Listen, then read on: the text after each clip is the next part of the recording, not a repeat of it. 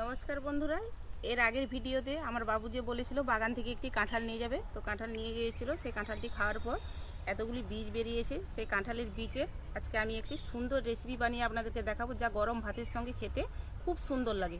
এই কাঁঠালের বীজের ভর্তা বানাবো। কম বেশি এখন সকলের বাড়িতেই কাঁঠাল খাওয়া হয়, কাঁঠালের বীজ রয়েছে। তো এইভাবে যদি কাঁঠালের বীজকে ভর্তা বানান, তাহলে আর গরম ভাতের সঙ্গে আর কিছুই দরকার পড়বে না। তো চলুন ভিডিওটি শুরু করা যাক।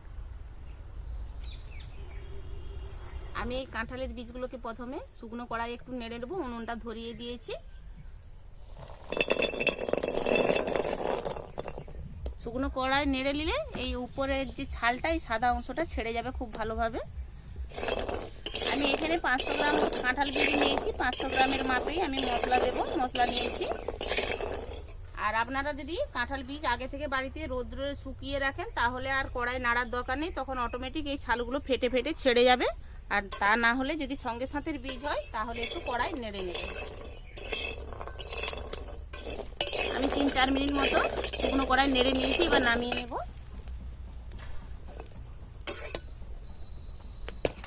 একটু ঠান্ডা হোক। ঠান্ডা হওয়ার পরে আমি এগুলোকে ছাড়াবো।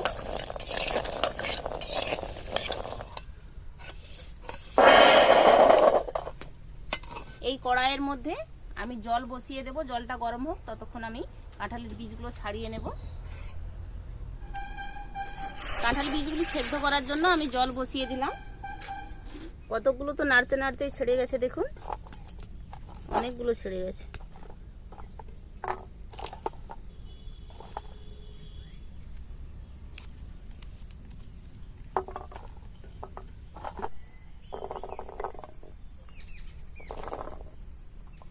আমি সব কাঁঠাল বীজগুলো ছাড়িয়ে নিয়েছি।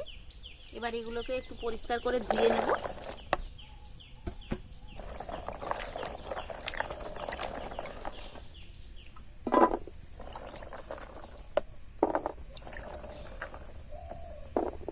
এবার এগুলোকে এই যে গরম জল বসিয়েছিলাম, সেদ্ধ করতে দিয়ে দেব।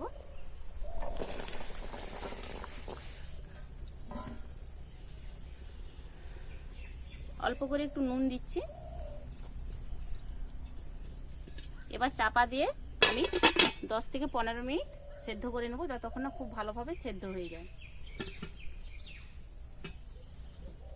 ওদিকে কাঁঠাল বীজটি সেদ্ধ হতে হতে আপনারা কিছু মশলা রেডি করে নেবেন। আমি এখানে ছাড়ানো পেঁয়াজ মিডিয়াম সাইজের 3 পিস নিয়েছি। রসুন কোয়া ছাড়ানো 12 কোয়া আছে। শুকনো লঙ্কা 6 পিস রয়েছে। ছাড়ানো চিংড়ি মাছ ধুয়ে পরিষ্কার করে রেখেছি 100 গ্রাম রয়েছে। স্বাদ মতো লবণ, সরষের তেল আর অল্প পরিমাণে হলুদ গুঁড়ো। এইটুকু জিনিস হলেই আমাদের কাঁঠাল বীজের ভর্তা রেডি হয়ে যাবে। একদম অসাধারণ স্বাদের লাগে বন্ধুরা। না খেলে বুঝতে পারবেন না যে কাঁঠাল বীজকেও এইভাবে রান্না করে খেতে এত সুস্বাদু হয়। 10-12 মিনিট মতো হয়ে গেল। এবার একটু আমি কাঁঠাল বীজগুলো চেক করে দেখে নেবো কতটা সেদ্ধ হয়েছে। কীরকম কালো জল বেরিয়েছে দেখছেন। আমি খুন্তি দিয়ে দেখছি, দেখুন এইভাবে গেঁথে এই তো সেদ্ধ হয়ে গেছে। এবার ছেঁকে তুলে নেব।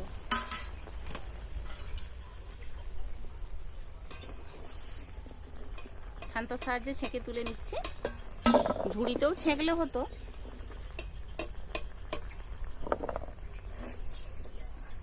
এবার আমি কড়াইয়ের মধ্যে সরষের তেল দিয়ে একে একে সবগুলো ভেজে নেব।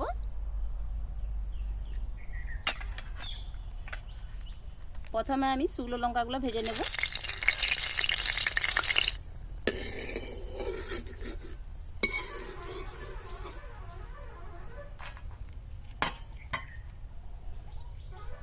এবার ওই তেলের মধ্যেই আমি রসুনও ভেজে নেব। রসুনগুলো ভাজা হয়ে গেছে। এবার পেঁয়াজটি ভেজে নেব।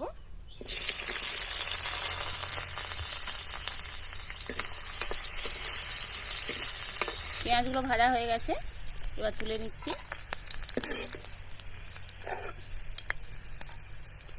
এবার ওই তেলের মধ্যেই আমি চিংড়ি মাছগুলোও ভেজে নেব।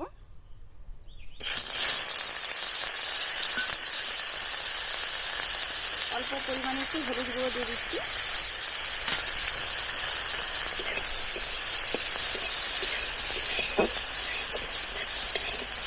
চিংড়ি মাছ ভাজা হয়ে গেছে। এবার তুলে নেব।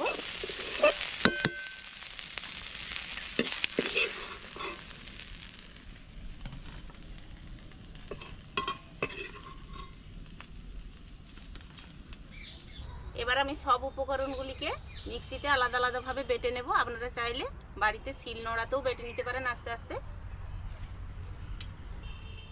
আমি সবগুলো বেটে নিয়েছি বন্ধুরা। এবার আমি মাখিয়ে নেব। দেখুন, রসুন বাটা, পেঁয়াজটিকে আমি হালকা করে বেটেছি, একটু দানা দানা রেখেছি, পেঁয়াজটা মুখে পড়লে খেতে ভালো লাগবে। লঙ্কাটাকেও আমি একটু দানা দানা রেখেছি।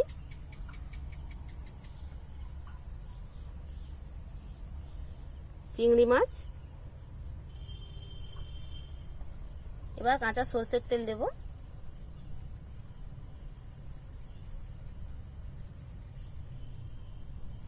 আর অল্প পরিমাণে লবণ দেব। এবার খুব ভালোভাবে হাত দিয়ে মেখে নেব।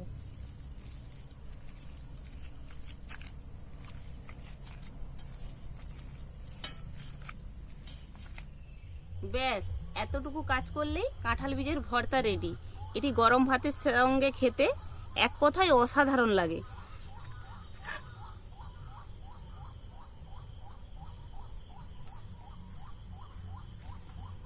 এইভাবে আপনারা কাঁঠাল বীজের ভর্তা বানিয়ে একবার হলেও বাড়িতে খাবেন।